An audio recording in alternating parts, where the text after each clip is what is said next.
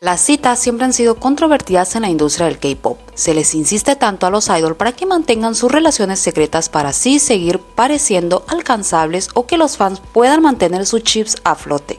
Últimamente parecía como si esto hubiera cambiado, aparentemente con más aceptación, pero desafortunadamente parece que los fanáticos locos volvieron a sus viejas costumbres. Una vez que se anunció la relación de Karina de aespa con el actor Lee, el 27 de febrero Dispatch publicaría un informe exclusivo que revela que Karina estaba saliendo con el actor Lee. Según el informe dice que se conocieron por primera vez en el desfile de Prada en Milán apenas un mes antes, que fue cuando su relación comenzaría. Después de eso hicieron todo lo posible por conocerse, aunque fue difícil debido a sus apretadas agendas, ya que Karina todavía vive en el dormitorio de aespa. Fue difícil para ellos reunirse, pero Karina iría a su vecindario. Las fotografías que Dispatch le había tomado en realidad fueron capturadas cerca de su casa. La gente en internet llegó a decir que fue amor a primera vista para la pareja, y según algunos videos y publicaciones del evento podemos ver que interactuaban mucho a medida que avanzaba el evento, continuaban su conversación incluso después de que este terminó.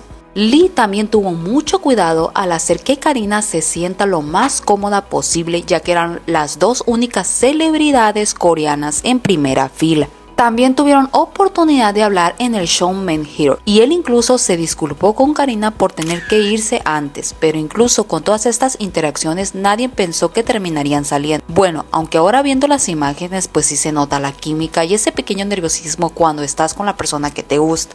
Karina es una idol relativamente joven, la pareja no tenía rumores previos sobre ellos, por lo que el anuncio tomó a todos por sorpresa y luego la reacción comenzaría a llegar. Algunos seguían confundidos por tan repentina noticia, por lo que Dispatch volvería a publicar una nota sobre la relación. Incluso las dos compañías de representación del idol y el actor saldrían a hablar diciendo que apenas se estaban conociendo. Pero los fans comenzarían a actuar de una forma irracional. Después de que se supo la relación, las acciones de la SM Entertainment cayeron un 3.47%, aunque no hay una evidencia concreta de lo que pasó y que se vincule eso con la relación. La caída se produjo poco después del anuncio del romance.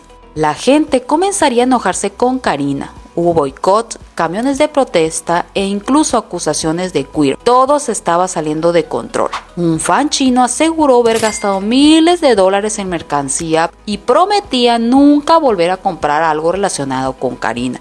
Porque según la lógica de estas personas, gastar dinero voluntariamente en un idol significa que también tienes voz y voto en su vida personal. Los fanáticos chinos en particular no rehuyeron mostrando su desaprobación por la relación mientras mandaban camiones frente al edificio de la SM. Uno de los camiones le preguntaba a Karina que si el amor que le daban los fans no era suficiente y la acusó de traicionarlos. También le exigieron una disculpa, amenazando con no comprar cualquier álbum o entrada para un concierto en el futuro. En otro camión decía que había arruinado su propia carrera con esa relación y le preguntaban que si estaba satisfecha con todo su arduo trabajo que se fue por el desagüe, pero esto se volvería aún más loco ya que salieron a argumentar que Karina había sido la razón por la cual Lee había terminado su pasada relación y esto alimentaría más el odio hacia ella.